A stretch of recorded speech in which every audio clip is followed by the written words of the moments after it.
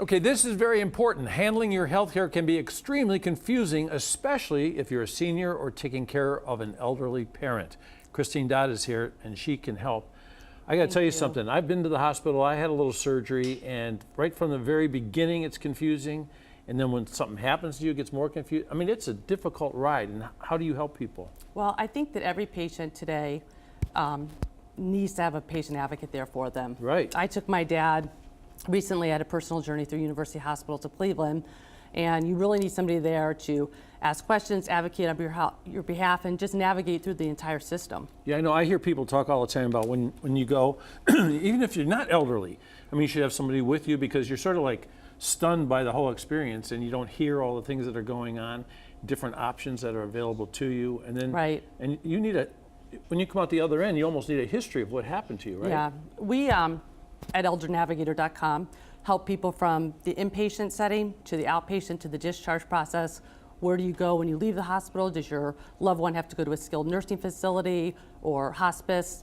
Yeah. So we handle the whole process so that you have a navigator with you every step of the way. Yeah, and especially if you are elderly, it can become very confusing.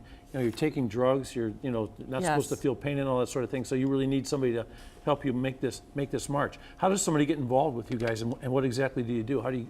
What's the relationship like? Well, you just reach out to us. A member of our team will get back to you, and we will help you navigate through the system. Right now, 4 out of 10 adults are unpaid caregivers. It's amazing, 40% of the population. Mm-hmm. So caregivers really need some extra support, and that's what we're here to do.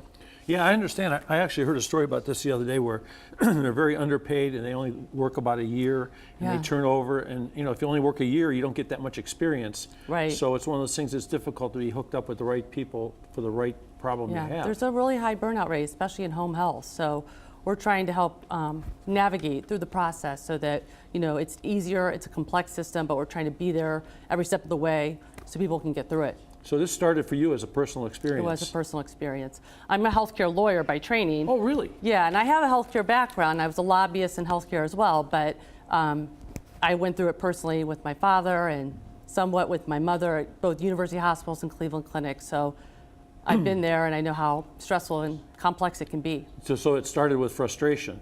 Yeah, really. Great doctors, both hospital systems are wonderful, but just the process itself can be daunting, even if you are seasoned in healthcare. Okay, so say my mom or dad had a problem, I know they're going to go in the hospital. I should call you before I even get them in the hospital, or where do I get in touch with you, and what is the relationship they're going to have with you throughout this? Well, some people don't want a lot of support. They may live out of state and just say, hey, can you go to a patient appointment with me for my mom? We can do that. Other people have more complex cases, like my father was a very complex patient, and they need step-by-step guidance every step of the way. So we can, offer a panoply of services and do both. Can you help people make decisions?